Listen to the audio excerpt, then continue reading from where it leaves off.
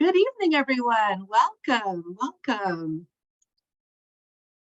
We're so glad you're able to join us tonight. We're going to pause here just for another couple seconds. The waiting room, people are still coming in, as often happens, and we'll start here in just a couple moments, but we're thrilled to see so many folks joining us on a stormy night, no less. This is great. Thank you so much for being here. I don't know about you, but this is also like dinner bedtime craziness in the house. So we totally get it if you've got to keep your screens off or you're like, trying to get your kids places or get them into bed. You'll probably see mine come in a little while to say goodnight. So, all right, we're going to go ahead and get started. It's really nice to meet you all and to have you all with us. I'm Melissa Winchell. I am the founder and co-founder and chair of Inclusion Matters. In case you don't know who we are, Inclusion Matters is West Bridgewater, Massachusetts CPAC, and I'll post some more information about us in the chat a little bit later on. I'm also a professor of education at Bridgewater State University. So I love doing these webinars because I love learning, and I always find there's so much more to learn when it comes to kids like ours. So we're really excited we get to continue to be graced with so many good people to help us along in our learning journey. I also want to let you know that we're co-hosting tonight as a CPAC with friends of ours in the East Bridgewater CPAC. And one of their facilitators is here with us tonight, Christy Andrews. So I'm going to just turn it over to Christy so she can say a hello to you as well. Thank you, Melissa. So yes, like Melissa said, my name is Christy Andrews, and I am here representing East Bridgewater CPAC this evening. Melissa, in collaboration with West Bridgewater CPAC and Inclusion Matters, has really done a great job to help us kind of guide our way this year in kind of bringing back East Bridgewater CPAC. So I thank her, and I'm looking forward to tonight's presentation. All right, let me just review a couple housekeeping things, and then I'm really excited to introduce you to our guest speaker. So the first thing is, as you've probably noticed, this webinar is being recorded thanks to the allowance of our guest tonight. So we'll be sending that out to folks on our email list. If you're not on Inclusion Matters email list, you'll see in the chat momentarily some directions about how you can join. Also, we are going to ask that folks stay muted throughout the presentation unless they're directed to do otherwise by our guest speaker this evening. At the end of the presentation, we will leave some time for Q&A. So you can post your questions in the chat and I'll hang on to them for our Q&A session at the end, or you can just save them yourself and ask them when we get to the end of our evening together. Closed captioning is on. If it's bothering you to see it, you can mute it and turn it off for yourself. But hopefully it's helpful to those of us who benefit from that accessibility. And also just want to remind you that speaker view is usually the best view to use when you're in a webinar. So if you're seeing everybody, that might be really difficult. What you can do is go to the top right of your screen and click on that little thing that looks like a waffle with the word view next to it and choose speaker view. And then you'll kind of see front and center the person who's speaking and our guest speaker once they begin. So I want to introduce our guest speaker to you. We are really excited to have Tiffany Goffer-Fitz with us this evening. Tiffany has dedicated 16 years, which is amazing, to supporting individuals with intellectual and developmental disabilities in various capacities. She now serves as the peer support manager for the Sexual Assault Response Team at the Disabled Persons Protection Commission. Prior to this, she served as a service coordinator for the Department of Developmental Services, overseeing the advocacy, well-being, and services provided to individuals with ID and DD across the Commonwealth. Tiffany has completed a trauma-informed training of the Trainer Model Series that supports individuals to lead sexually healthy lives through the Commonwealth and is a certified Sexuality Educator candidate. Through her work in advocacy, Tiffany is helping individuals with intellectual disabilities and developmental disabilities learn how to live self-directed lives and to be empowered self-advocates. Furthermore, she's dedicated to breaking the barriers of access for these individuals, their families, and their supports to learn about sexuality and healthy relationship building through delivering education and support services. So we're really excited to have you with us tonight, Tiffany. Thank you so much for joining us. Thank you so much for having me. I'm so excited to be here. And like I was saying earlier, although I'm nervous, I'm so excited to present such important information to you all today as advocates or families, to be able to provide support to your loved one or the folks that you support in the community as well. So thank you for your time. And I'm going to share my screen so we can jump into the presentation.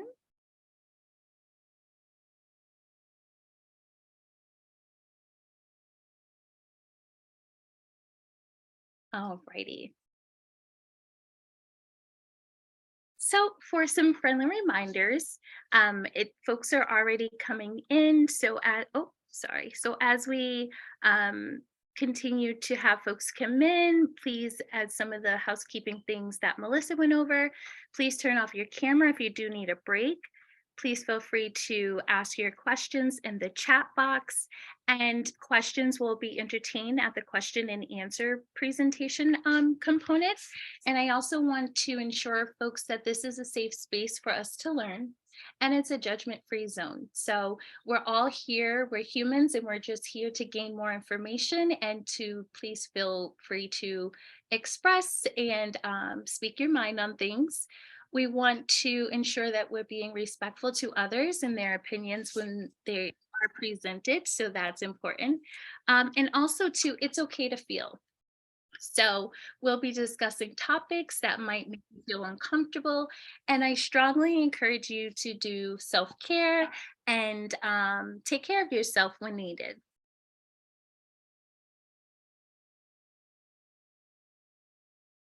So some of the things that we will be discussing today is, what is sexuality? We also will be discussing the importance to learn sexuality.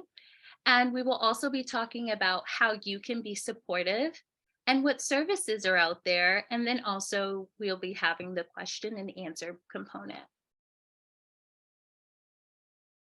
So I'm not the star of the show, the information is, but I did want to present some feedback on just who I am. Thank you, Melissa, for giving my bio. As was indicated, I've served 16 years supporting folks with intellectual disabilities. I worked in a high school doing practicums. I've worked in various components residentially, as well as in the community supports. As indicated, I've worked for the Commonwealth for almost a decade now. And I've done various things to be able to provide support to hundreds of individuals with intellectual disabilities in various capacities to be able to provide support and wellness. So to jump right into it, what is sexuality? So I'm going to ask everyone if you could either virtually raise your hand or put your feedback in the chat on what you think sexuality is.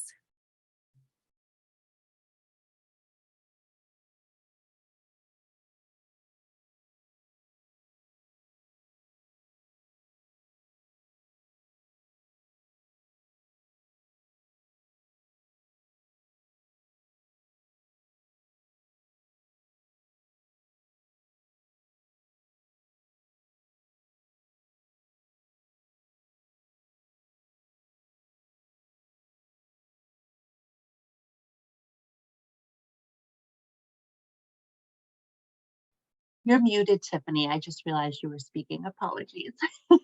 Oh, sorry about that. Yeah. I just wanted to get your feedback or things on how you guys feel about the word sexuality. What comes to mind when you think of it? What do you think the word means? A couple people have posted in chat. Do you want me to read to you what's posted there? Sure. Part of our humanity, somebody posted. Another person wrote, our relationship with our bodies.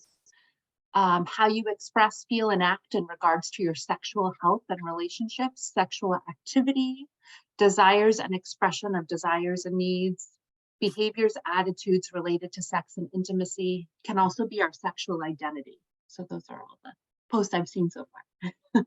Awesome. Thank you. Those are all great answers. So when we look at sexuality, I'm so glad that I didn't hear the word sex, because usually, right when you hear sexuality, you hear sex. So I'm so glad to hear that folks have different perspectives on that. So when we look at sexuality, it's a positive concept. It's the central aspect of who we are as human beings and what we experience through life. Sexuality is also influenced by various factors. Human sexuality is important to an individual's personality. It's also an integration of physical, emotional, intellectual, and spiritual aspects of one's existence. It begins before birth and it affects all your senses. And there's various factors that contribute to that, which could be biological, physical, social, economical, and various religious beliefs.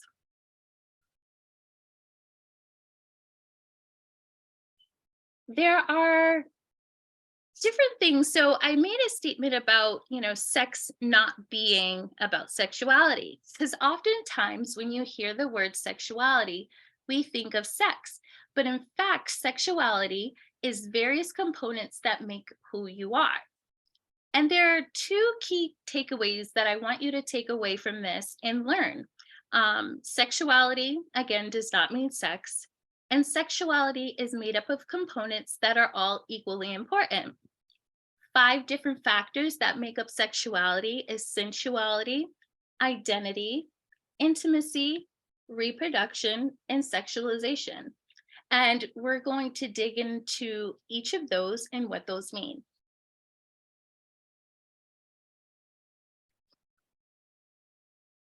So with sensuality is awareness and feeling about your own body, others people's bodies, and especially in your sexual partner.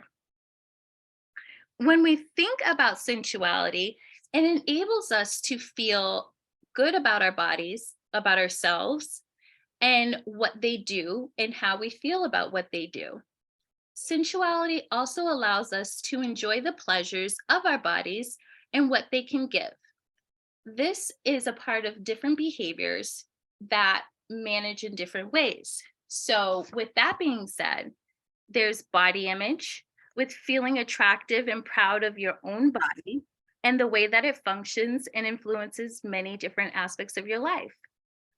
Experiencing pleasure is a part of sensuality. It allows you to experience pleasure when certain parts of your body are touched.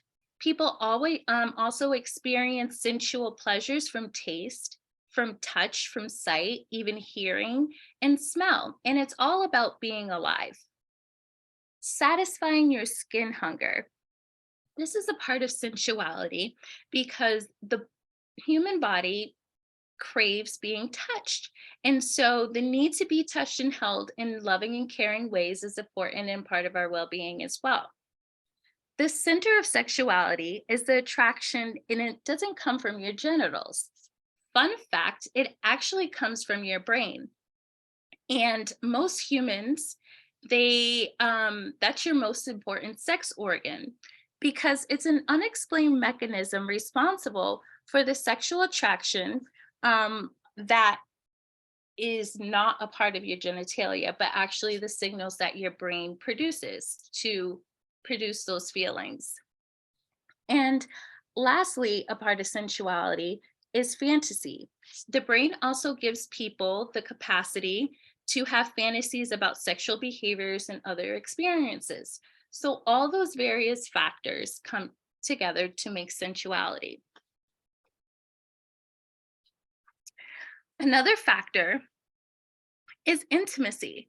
So the importance of intimacy is the ability to be emotionally connected to another human and to accept closeness in return. We all share the desire to be loved or to share our love with others. So in doing that, there's different ways you can do that. So you can share intimacy with personal relationships, physical closeness, and emotional closeness. You can show this by caring, which means, your joy, the feeling of joy, also pain. It also means to be open to emotions. that you may not be comfortable with, or it may not be convenient to you. Liking and loving is a part of intimacy, which is having an emotional attachment or connection to others, can manifest intimacy. Emotional is the risk taking of being connected with someone. That can be scary for folks to be able to build connections with others. So that is also important in order to identify that that could be risky. And also too, vulnerability. To have intimacy, we have to share and care our like and love. And that takes emotional risk. And who we care about is important as well, because we want to make sure that, in a sense of teaching folks with ID, sometimes we can be overly friendly, or we may not have good judgment on who is a safe adult or who is someone that we can trust, and we may trust anyone. So being able to provide a support about healthy boundaries around that is extremely important. Sexual identity. So sexual identity is a person's understanding of who she is sexually, he or she, including being male or female.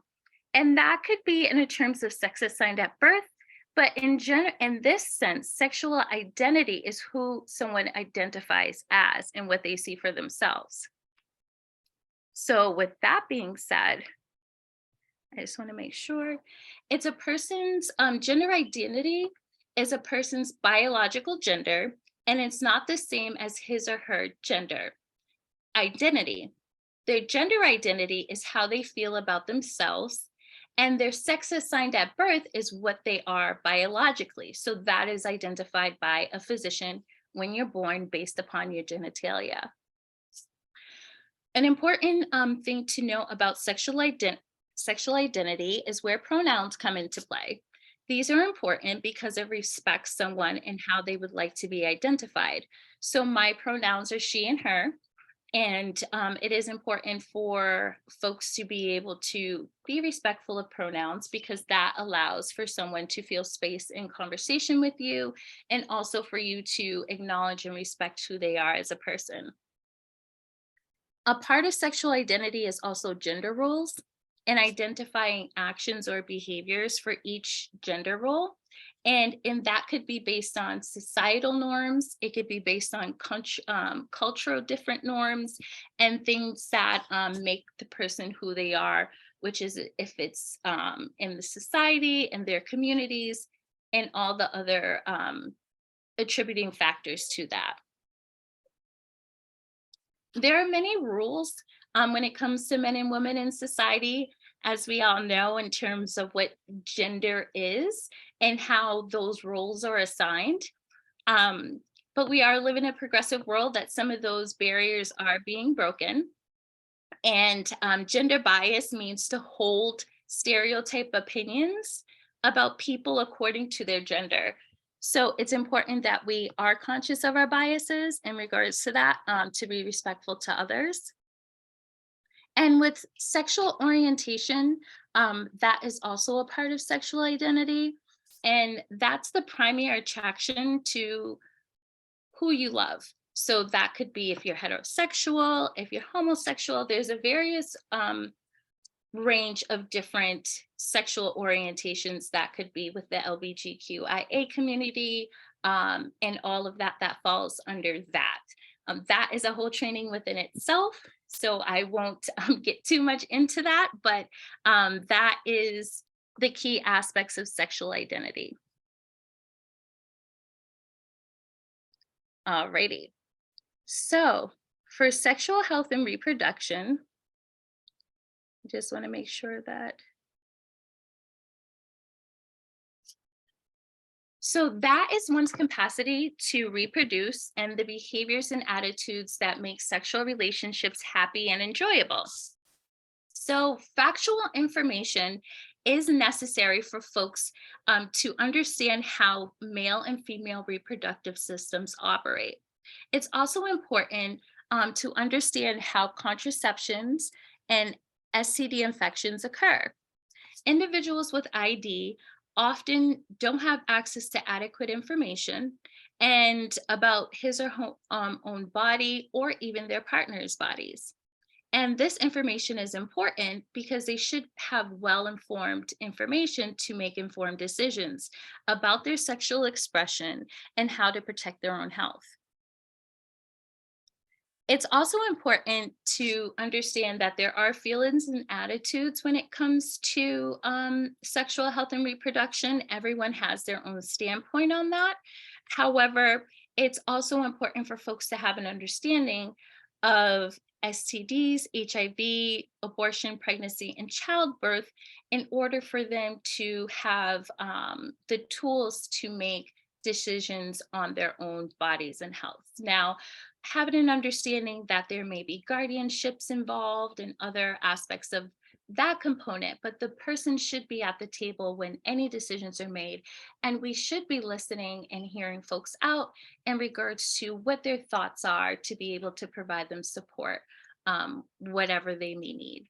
And the last component about that is sexual intercourse. So it's one of the most common behaviors amongst humans, and to understand that it is something that naturally does occur and to treat it as such, but to be able to provide folks with informed information. Sexuality programs and for folks with ID, the discussion of sexual intercourse is very limited. And a lot of that information is not provided in regards to male-female intercourse or heterosexual or homosexuality intercourse.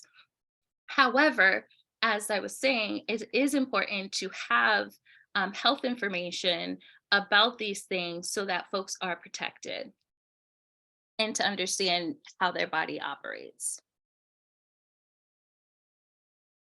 And the last component is sexualization. And with sexualization, it's that aspect of sexuality in which people behave sexually to influence, manipulate, or control other people. This is oftentimes considered the shady aspect, the shady side of human sexuality, because it spans from behaviors that are harmless to behaviors that are sadistically violent, cruel, and criminal. Folks need to learn that no one has the right to exploit them sexually, and they do not have the right to exploit anyone else sexually. It's also important that various aspects of sexualization is understood, and I wanted to give a breakdown of the various aspects of those things. So flirting is a part of sexualization. It's relatively harmless behavior. Nevertheless, upon occasion, it can be used to manipulate someone else. It can cause a person to feel manipulated and hurt, and also shame. So there's the good aspects, and then there's the not so good aspects of that. Seduction, the act of enticing someone to engage in sexual activity. Healthy when it's done and it's consensual, but also too, it can imply manipulation at times and can prove harmful to those who may not want to be seduced. Sexual harassment. This is an illegal behavior. Sexual harassment means harassing someone else because of his or her gender, or for making sexual comments that are inappropriate, making comments about the person's genitalia, or making, it could be with someone making a reference to someone's breast, or anything that is unwanted with touching, hugging, or any type of patting or touching. And all these behaviors can be manipulative, and laws in the United States provide protection against sexual harassment.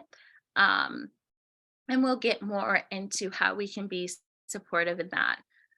Folks should know that they have a right to file a complaint with the appropriate authorities if they feel like they've been sexually harassed, and may complain about the behavior of someone else. So ensuring that people have the right tools in order to feel empowered to do so, such as contacting DPPC and providing support around that and getting additional services that may be required.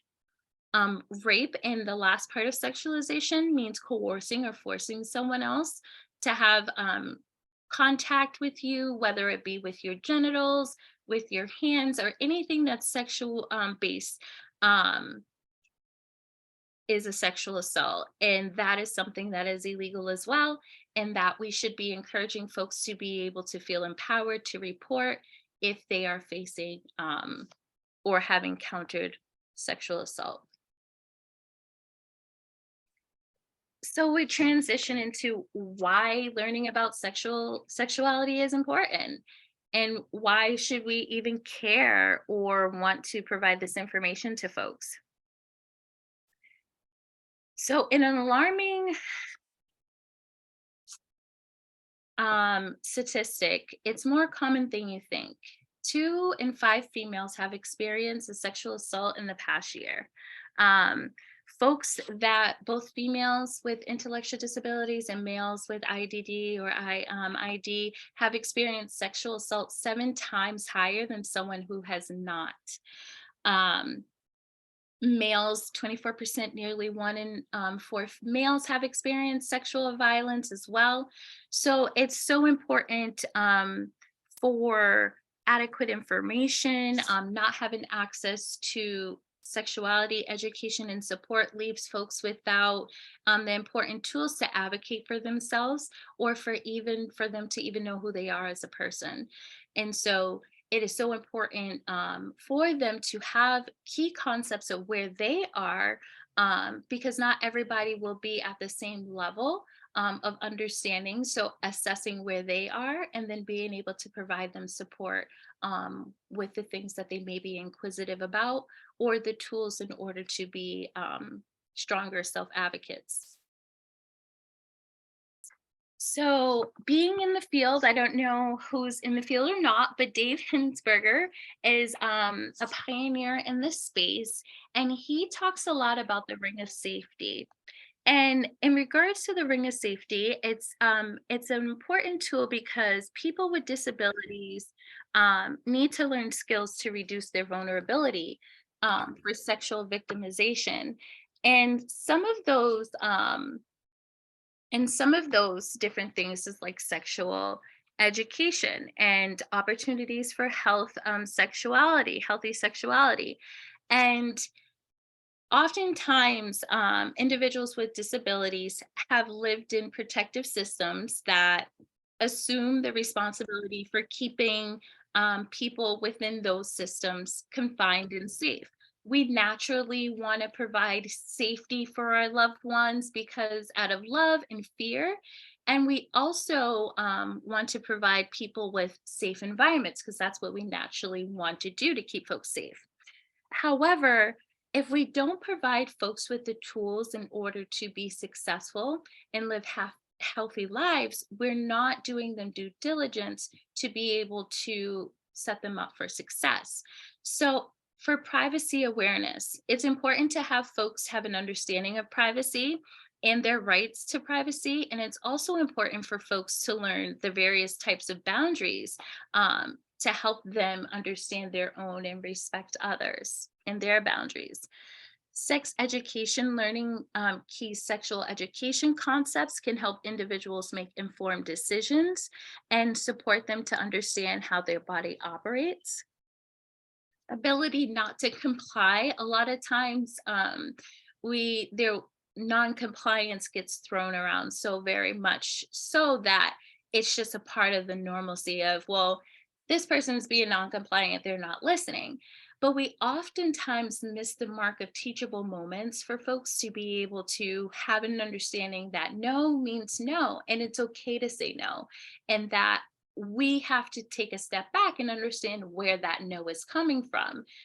If it's a safe risk, of course, you want to intervene, but we also have to take a step back and understand that that no is coming from a place.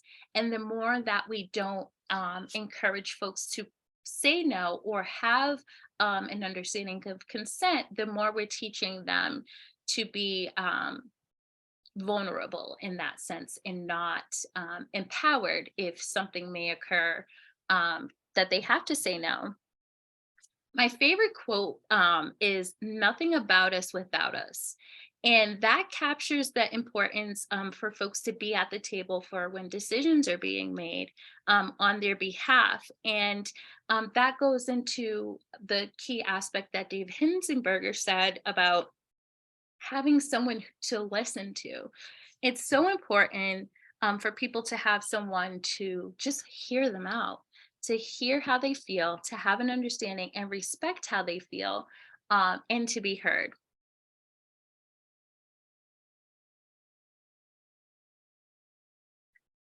So, a question to kind of reflect on, you don't have to respond, is how can I support sexuality?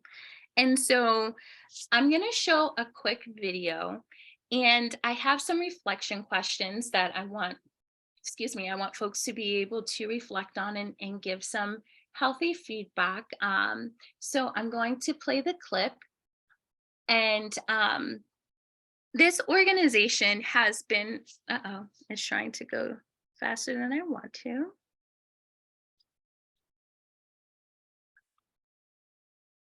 Sorry, folks. Oh, this.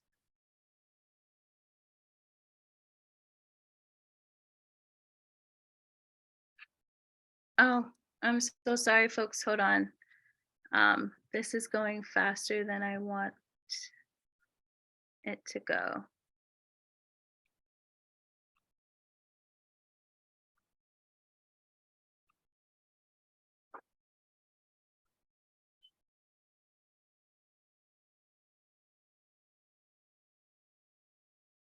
Okay. Oh, it's skipping. You see how that's skipping that clip? So I'm just going to bring the clip up and then just do it that way so that folks will have the opportunity to see the clip.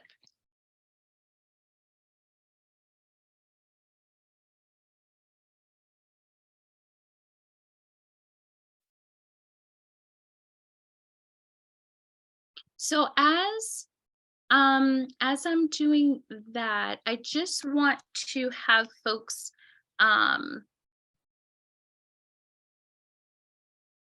okay. So I'm going to share my screen. We're going to watch. Don't forget to click that little audio thing, Tiffany. Okay.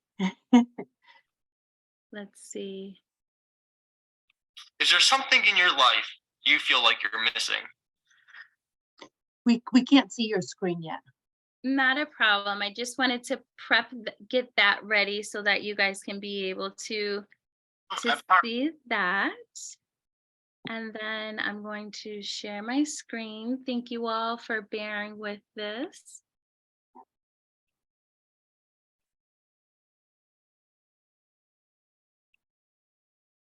Okay. Is there something in your my life screen? you feel like you're missing? We can hear it, but the screen's not, the more videos thing is in the way. We can't see the.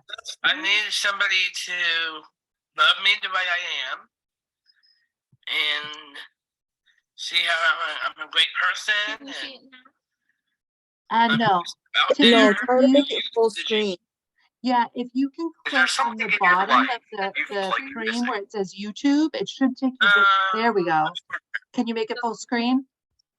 Yeah, that's what I just did. So I need somebody to love me the way I am. okay. And Yeah, that's not gonna. see how Because it's in Canva, it's giving you trouble. So if you click on the YouTube, see how it says YouTube at the bottom of the video? Yeah. Click on that and it should take you exactly to the direct link. And fingers crossed, you can blow up this one and try to play this one, hopefully. Okay, I'm like, Don't zoom in. No, just press the little full screen square at the bottom. okay, it should play after this because the key thing is just to get Zach's story. So you'll just need to unmute it. Yeah, you got out there, do you envision your Okay, can you guys all hear and see this now? there's something Yes. Okay. in your life? Is there something in your life you feel like you're missing? A partner. What kind of partner would you like? Thus, I need somebody to love me the way I am and see how I'm a great person and I put myself out there. Do you envision your partner also having Down syndrome? Maybe, but the truth is, I could have someone with a disability, or I could just have a normal person to be with. Have you ever had a partner before? No, I have not. How does that make you feel? Well, to be honest, like a third wheel. I'm sorry you feel that way. I can tell you that you would never be a third wheel around me, and I would always love to have you around. Thank you. Alrighty. So as we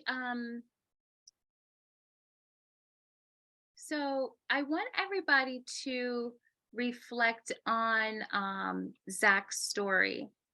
And what are some, and as you reflect on Zach's story, if you guys could kindly share, for starters, what are some emotions that you felt after watching the clips of Zach? Either you can virtually raise your hand and we can ask, or you can throw it in the chat as well. But what are some of the emotions that you felt after watching the clip of Zach and what he had to say?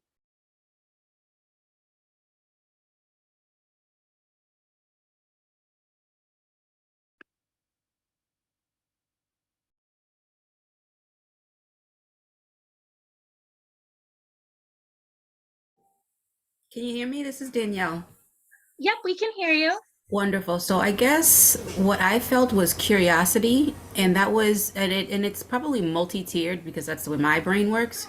And I thought curious as to like what really happens with the dating process as you know, kids turn into adults, and what kind of things are in place to make that a little easier, because it's hard already, you know, for people to date in the, you know, in the regular world. So what exactly happens when there is interest on both ends, whether it be a person with a disability or a person, you know, a non-disabled person, able-bodied person, right? Like how do you facilitate that? Because it is a natural feeling, is a natural sensation, and everybody deserves to feel love. So to answer that, it was just curiosity, curious. There are a couple posts in the chat too. Tiffany, do you want me to read them to you? A couple words. Yes, thank you for sharing, Danielle. And yes, please, if you could share in the chat. Sadness, despair, being left out, wondering. And then somebody wrote, love his sense of self and clarity around his goals and relationships. So hard to hear his frustration with not having a partner. A couple others just coming in, compassion and appreciation for his ability to articulate his feelings. Absolutely. And those are all great feelings to reflect on, because it actually shows that, you know, we may not have all the answers, or we may not know everything to be able to provide support to someone that may be looking towards that. My next question to the team or to the group is, what ways do you think that you could support Zach if he expressed this to you? So whether it be your child, whether it be someone that you are supporting, what would you do to support Zach?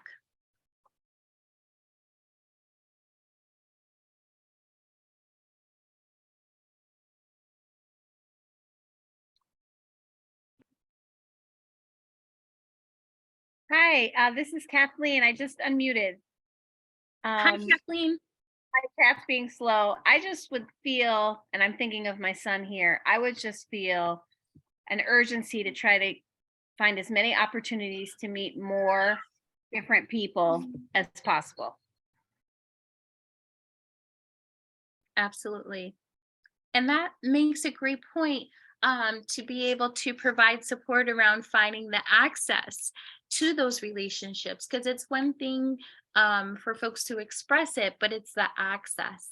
And the safe aspects in regarding, is this a safe person that I would want my loved one or, the individual I'm supporting to be a part of, and really having access to those safe spaces. So absolutely.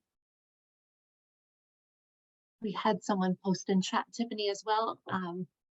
Val wrote, I would brainstorm all the ways he could meet more people, especially while engaging in his hobbies and favorite activities. Absolutely.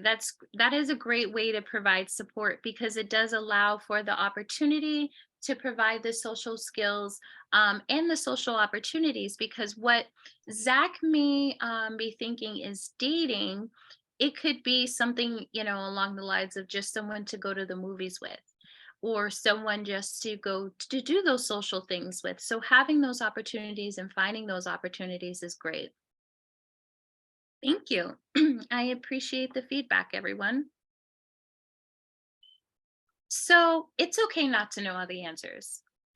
It's so important that you check your personal biases, because oftentimes we allow our own personal views on sexuality, sexual orientation, or anything reproductive systems, intimacy, all of those things. We all have our own opinions, but it's so important when you're providing support that you check your own bias, because you always want to remember that we are the microphone to the voices of the people that we love and we support. We're just amplifying their voices. We are not their voices. So we have to make sure we're checking ourselves to make sure that we're not hindering that. It's okay not to know all the answers. It's okay to feel. It's okay to be nervous, concerned, and protective. We're all human. We all have natural emotions, and it's okay to acknowledge these emotions. But the importance of acknowledging these emotions is to find solutions to the fears or the reservations to those emotions. So if you're afraid that, oh my goodness, my son or daughter wants to start dating, but I don't want them to date, online dating is scary, people are no good. All things run through our mind because we understand how, the dating world can be. But we also want to make sure that we're setting folks up for success. So we're finding the answers. We're acknowledging our limitations to what we can provide support. And we're seeking services and trainings and opportunities to get those answers. What is our role? And it's oftentimes, it could be that we're the caretaker, the provider, but in a whole, our role when supporting folks to learn sexuality topics is that we should always keep in mind is our role is to listen. The best thing you can do for someone is to hear how they feel and how they think. You want to encourage positive self-esteem, because if someone doesn't feel safe or they don't feel good about themselves, they're not going to be empowered to build those relationships. They're not going to be empowered to foster those relationships. So we want to make sure that folks are feeling empowered and supported. You want to be able to help folks find the answers. You want to support their self-determination and how to support their choice in making choices for themselves. You want to be approachable and open. You don't want to put yourself in a position where folks don't want to come to you, or, they have this negative connotation of speaking with you about things because they're going to be nervous of what your reaction is going to be. Because oftentimes folks like to people please, or, they're looking for the right response from you. And if they come to you and say, hey, I think I want a boyfriend or a girlfriend, or I'm interested in dating, they may feel, whoa, I'm going to get a negative response. So always be approachable and always be open. And the biggest thing is to remember is to be a human rights and civil rights advocate for the person that you love or that you are supporting. Because again, we are their microphone. So a lot of times the advocacy is a part of the work that we're doing as well. So being sure that we are staying true to that. What are services that can help? So in the state of Massachusetts, there's Mass Advocates Standing Strong, which is a self-advocacy organization that is ran and supported with folks with intellectual disabilities. They have trainings and various, conventions and conferences that are accessible to folks. You have the DPPC Sexual Response Unit team that does referrals and peer support, that provides people across the Commonwealth, if they have experienced sexual assault, to be able to receive services. Planned Parenthood has trainings that are for providers and families in service groups as well. There's Impactability, and they have social groups for folks with intellectual disabilities that teaches various components of consent. They have a wide variety of different trainings, but they do sexuality and some work around those topics as well. There's SANE nurses across the Commonwealth. We are lucky to have SANE nurses who do sexual assault exams and also are a resource in our community. We have Elevate Us that provides training and development. And then we also have As I Am Learning, who provides training opportunities, workshops, webinars, and one-on-one trainings with folks with intellectual disabilities as well as their families. And that concludes our session in regards to the information. If you have any questions, you can reach me at info@asiamlearning.com. And if you have more questions of our services and things that we provide, you can send us an email there. And if you have any questions, comments, concerns, please it's open for you all. Tiffany, before we open it all the way up, would you just briefly tell us what you do with As I Am Learning? Because I think it's a huge resource that parents might want to be involved with. Absolutely. So with As I Am, I provide one-on-one services. Well, we provide an array of services, but some of the things that we do is we provide sexuality education that keys in on the 5 components of sexuality. So we talk about how your body works, how you feel about your body, and there's 5 different key modules that we do go over that has various concepts. We talk about internet safety. We talk about various different components of what we talked about today. I also offer consultation services to families if you have any one-on-one things that you want to just talk about or have anything that you would like to discuss on problem solving with situations around sexuality with your loved one. We also have webinars and trainings as well that we do conduct on various topics and subject matter. And we're really here to provide a resource to families to break the barrier in order for folks to have access to such important information in the community. And with all the services that are that I identified, as well as mine, in hopes to be able to continue to educate folks and provide awareness.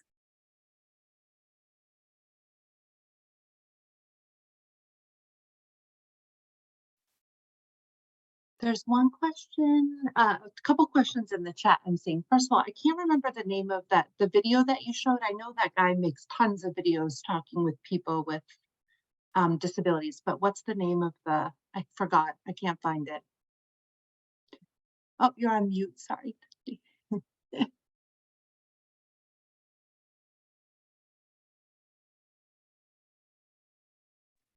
Alrighty, so now I can see everyone. So the video is made by, I can tell you exactly, it's booked by kids, or let me just see exactly though. Oh, that's missing on my end. But what I can do is I can try to throw that link in the chat.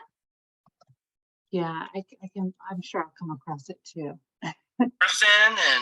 And then I can,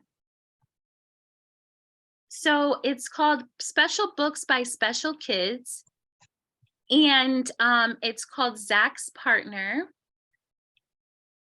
And this is the link for the video.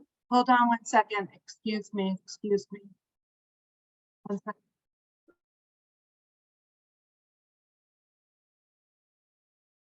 Sorry, that was me. Apologies.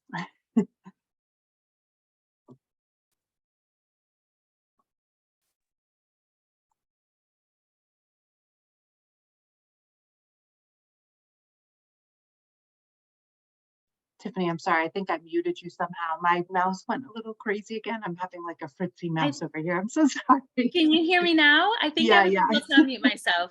Okay, perfect. Yes, so I was able to throw that link into the chat if folks are interested to take a peek at any of the videos or anything you know, folks would like to be able to see. The more videos that they do have, they have remarkable stories about different folks from a variety different of disabilities and to talk about their stories. So definitely encourage you all to take a peek at their videos. And then 2 other questions I'm seeing in the chat. I tried to, as you were naming resources, I think I grabbed nearly all the links. I missed one, I think, about the nurses maybe. But do you have those written somewhere that you could share with us, or could you Yes, so email what I them to me? Yep, if I can email them to you if you want to send them out to folks after with the recordings and things, and then any yes, you guys can, if you would like the slides, I can provide the slides as well. I can send that information over to you. That would be great. And somebody asked if you train schools, Tiffany. We do. So we're looking into expanding. So we're trying to grow in that sense. So we do want to educate folks in the system and also provide education to folks that, in different educational platforms, whether they be in a day program or traditional, if they're in school or school age, because we do provide for folks within that range. We also have a mobile application that is on the App Store. It's currently under construction. We're adding in revision based upon some feedback that we got. So that is also available on the app platform as well. And that will be a resource for folks too. And it has educational videos, games, and things for folks. And it also has an aspect where folks can connect. So there's a peer-to-peer matching feature to that. That's great. And then I don't know if you're able to see the chat, but there's a question in there asking if you've worked with non-speaking individuals and if you had tips for us for talking about sexuality with non-speaking youth and adults. Absolutely. So the key importance is, one, because of the fact that folks don't have the capacity to express verbally, pictures are important and visual aids are key in that. I tend to like to use videos or things that are hands-on so that folks get the ability to be able to get familiar with the information. If I'm presenting, a lot of the terminology today wasn't in plain language. Most of it was, but for the most part, I break some of those concepts down even further to be able to provide more of a plain language. And then also too, we provide visuals and things for folks that are nonverbal expressive, because there's other ways that they communicate as well. So.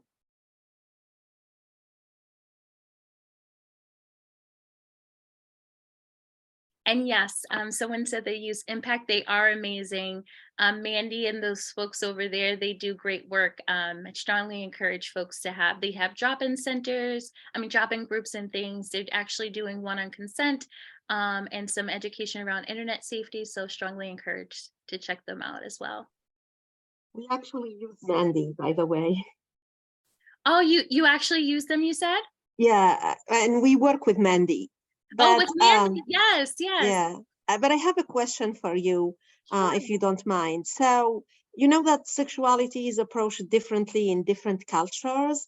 And I was just wondering if you use a culturally responsive approach to sexuality overall when you are dealing with parents who are coming from different, backgrounds. And if so, can you talk a little bit about it? Because I always feel like this is really missing with so many folks.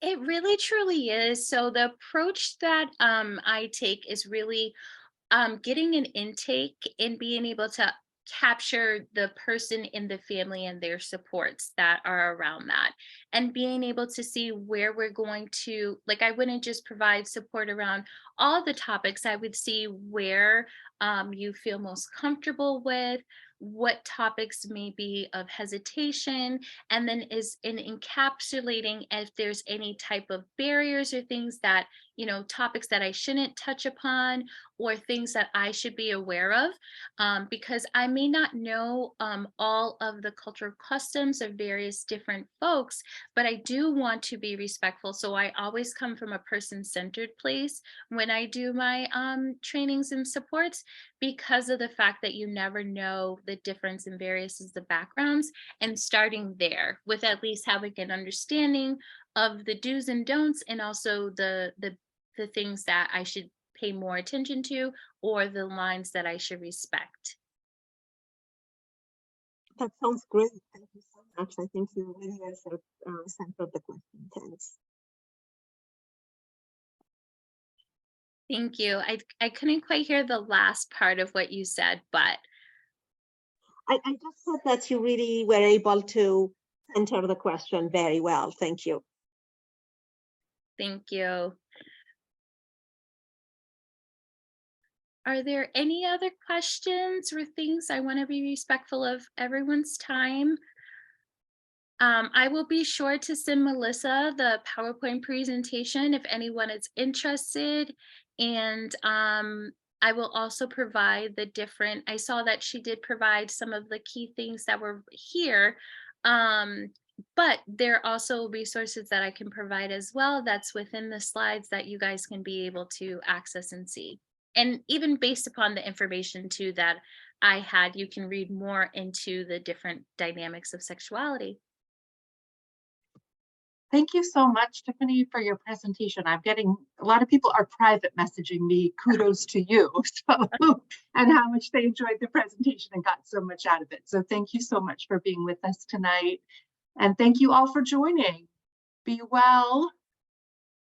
Thank you everyone for your time and bearing with me through my technical hiccup. I'm not quite sure what happened there, but thank you. I appreciate your time and feedback. Thank you, everyone.